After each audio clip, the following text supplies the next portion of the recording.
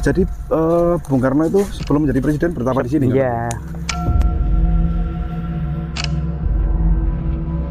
Nah, ini tempatnya Pak Bung Karno. Jadi di sini pertapaan Presiden Soekarno yang sebelum menjadi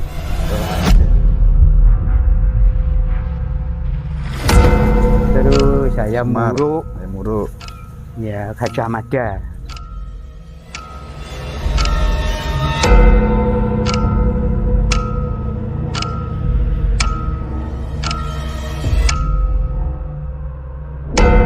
Ceritanya gini, waktu Presiden Soekarno sebelum jadi presiden, dia itu laku ritual di Alas Ketonggo, di tempatnya di sini.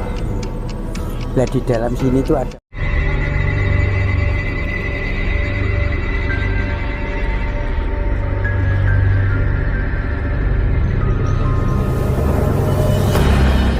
Oke teman-teman, jadi kali ini kita masih berada di wilayah hutan Ketonggo ya, Ngawi, dan kita masih ditemani Mbah Suyitno selaku juru kunci ya Mbak. Ye. Selaku juru kunci kita akan menuju ke sebuah tempat pertapaan.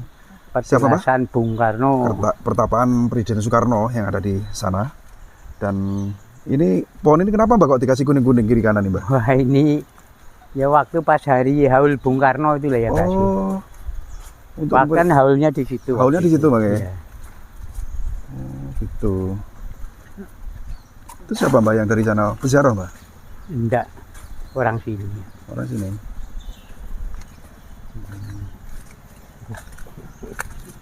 Jadi Alas Ketonggo ini lebih dominan tanamannya itu jati sama mahoni. Gitu, mahoni, ya? Sono, angsana gitu Mbak? Ya, sono keling. Bukan angsana, sono keling. Sono keling. Oh. Ya. Saking Tegal lah Bu. Oh, ngentun. Panen apa ngentun? Panen kacang. Panen kacang. Panen kacang. Berarti sana juga lahan pertanian Bang? Iya, untuk masyarakat. Untuk masyarakat. Jadi masyarakat sini dikasih kegiatan menanam. Bercocok tanam kacang tadi ya? Iya. Kacang, jagung, ketela. Nah, ini ada makam siapa ini yang sebelah kanan ini Mbak? Itu mana yang itu? Yeah. Itu apa itu? Bukan makam, itu buat istirahat orang-orang itu. Oh, buat istirahat seperti oh iya. Tak pikir makam. Kalau itu kan tempat Pak Karno. Nah, yang di sebelah sananya itu tempat pertapaan Presiden Soekarno yang dijaga harimau sama apa itu? Tuh, sebelum presiden dia itu.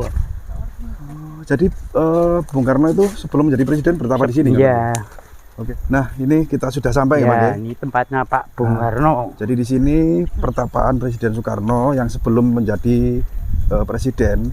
Nah, dijaga ini Bunda Ratu Laut Selatan ya, Kanjeng Ratu Kidul, Presiden Soekarno, macan ya, ada Garuda, lambang negara kita. Dan di sini ada pewayangan tuh, pewayangan siapa saja itu, Mbak? Ini ya Sabdo Kwalon, Semar. Yang belakang. Terus saya Muruk. Saya Muruk. Ya, Gajah Mada. Oh, ini Gajah Mada ya. Ini jenengan yang buat, Mbak?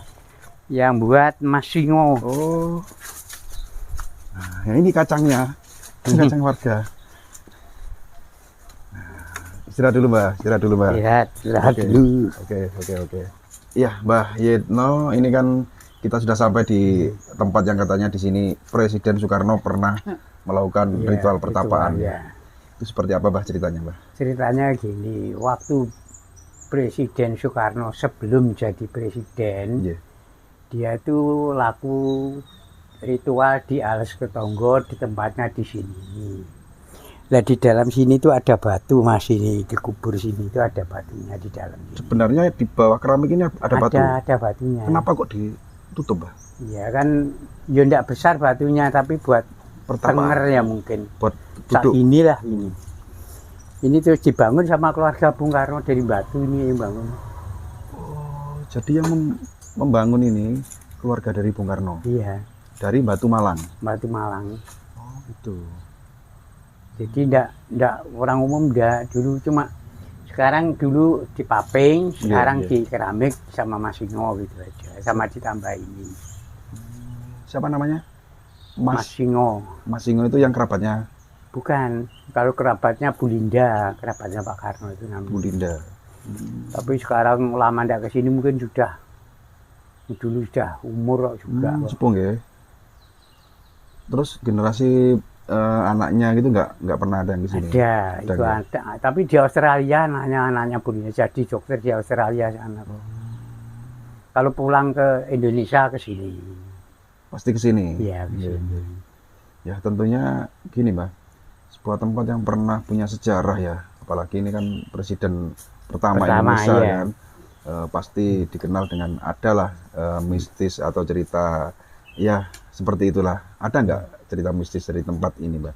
Ya ada dong, kalau tidak ada ya mungkin. Gimana, Mbak? Asal mula. Sebabnya ini dulu itu yang tahu di sini tempatnya Pak Karno orang Yayasan Parapsikologis yang menemukan tempat ini. Spiritual gitu ya? Ya, spiritual dari Permadi Group.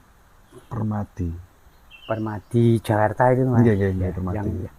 Awal mulanya itu yang itu dengan apa ya, dengan dia semedi. Juga, iya. Terus dapat bisikan. Dapat ya di sini itu. Seperti apa ceritanya bisikan gaib itu? Di batu, tengernya ya di batu itu. Dia tahu kalau mungkin tahu Pak Karno duduk di situ kan, saya kan nggak tahu. Pak Permadi bilang sama kelompok UPS itu kan waktu itu banyak dari mana-mana, dari Malang, Jawa Timur, Madiun, Bojonegoro, Ngawi, Jakarta, Semarang, kan satu Indonesia gitu. Di sini nih lah Pak Karno dia ritual gitu. Saya kira keluarga besar Bung Karno dari Batu, Bu Linda Group itu dikasih rumah itu. Dibangunlah seperti ini ya. Terus malam-malam akhirnya sama orang sini dibangun ini, tambah ini. Dulu kan kayu saja. Ya 5 sini memang 5 tapi kayu. Oh memang tiangnya ini 5 ya, Mbak? Iya, 1, 2, 3, 4, 5. Kenapa harus 5, Mbak? Padahal ini 4 saja kan cukup ya? Ya nggak tahu, keluarga Bung Karno gitu. Mungkin ada petungnya. Ya, mungkin dari gurunya mungkin ada. Seperti itu petunjuknya harus memang pilarnya harus 5 gitu. Padahal kan dengan 4 aja kan sudah cukup. Iya, 4 pilar sudah ngatasi lah gitu ya. Cuma dulu kayu kamper terus ini diganti jati. Sama ini biar nggak dipakan rayap. Ini mau kasih rumah sini tapi belum tempat. Nah di situ kan banyak sekali, Mbak, itu ada persajian dan perdupaan ya, kembang-kembang. Itu sering juga didatangi orang pejabat. Banyak, Mas. Tujuannya apa, Mbak, kira-kira? Tujuannya ya mungkin punya masalah, ada yang kepingin jadi pejabat, macam-macam lah tuh. Ya tidur sini, berdoa sini kan gitu. Oh berarti di hari-hari tertentu tempat ini juga ramai ya? Ada malam Jumat ramai Mas ini. Yang bahkan sampai di sebelah kanan itu ada untuk kan menginap. Ya buat istirahat kalau mau tidur gitu. Nah si melek di sini gitu. Kalau Haul Bung Karno itu ramai sini. Di sini. Jadi para budayawan dan itu tokoh-tokoh itu di sini. Ada wayangan di sana, wayangan. Oh, nanggap wayang juga, Mbak? Iya. Ini. Ada kaitannya kan di depan itu, Mbak, ada simbolis juga kan, ada patung siapa itu kayak Ratu Kidul. Ya, itu kan patungnya Pak Karno itu yang. Nah, itu punya cerita sendiri nggak patung-patung yang ada di depan itu? Ya enggak, ceritanya tidak ada, cuma untuk mengenal tinggalannya Pak Karno di sini gitu aja nih. Cuma sebelahnya sini patung itu menurut yang bikin itu Purborini namanya. Oh, bukannya Roro Kidul? Bukan, Purborini. Siapa itu Purborini? Saya sendiri kurang paham juga Purborini itu siapa, katanya ya masih hubungan dengan Kidul gitu loh katanya. Masih ada hubungannya dengan Ratu Kidul? Iya, ini yang lukis ini kan orang Blitar.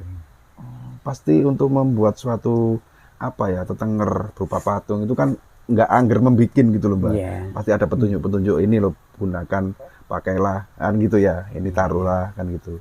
Ada yang Semar, ada Bagong, terus ada Gajah Mada. Ya, seperti itu ditambah itu Sabtu Kalon, Semar, Gajah Mada, Jamarulan gitu. Terus di sana ada Bung Karno sama Purborini itu. Nah, mereka itu kan pasti ada kaitannya, gitu, sejarahnya. Tapi jenengan kurang paham, Mbak. Kurang paham saya nek Purborini. Iya, kurang paham. Ada nggak kaitannya dengan kerajaan, Mbak, tempat ini juga? Ada, seperti Mataram kan dekat dengan Kidul, itu kan ada. Dengan Ratu Kidul Mataram dekat, Sultan Agung. Dengan Nyi Roro Kidul. Iya. Terus Mbah pernah nggak jenengan nganter orang ya pribadi nih ke sini dengan tujuan apa gitu di tempat ini, Mbah? Ya ke sini sering Mas, tapi kan dia berdoa sendiri tujuan apa saya juga nggak tahu. Tetap ya. jenengan yang nganter, ya. membukakan. Dari sini ke sana itu sering.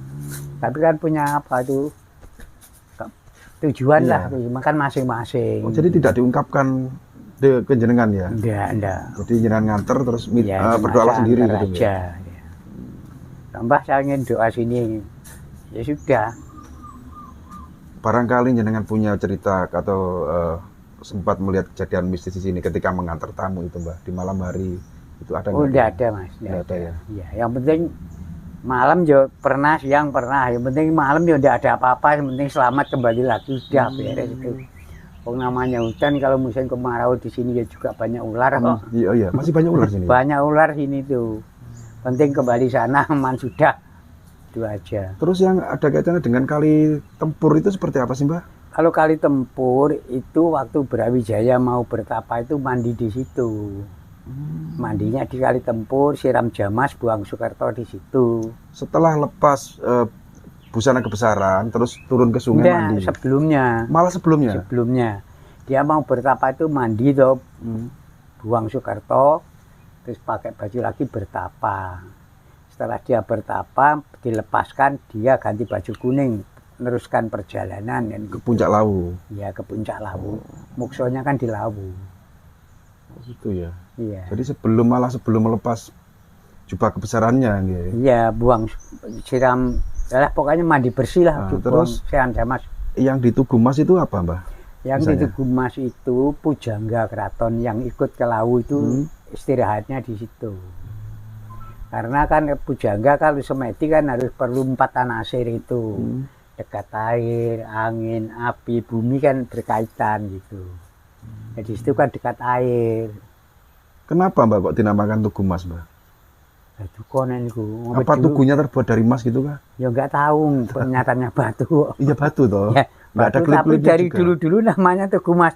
Yang kasih nama itu siapa saya juga nggak tahu. Cuma tinggal nemu jarah itu Tugu Mas. Ini Alas Ketonggo, dan gitu aja. Yang atasnya sedikit itu, Semar itu? Oh apa? Itu yang menemukan tuh orang perjalanan Mas itu. Kalego itu kan, itu dari Dewan Perjalanan kata menemukan di situ ada Wahyu yang nunggu Semar. Itu kan orang perjalanan, orang generasi lah. Iya.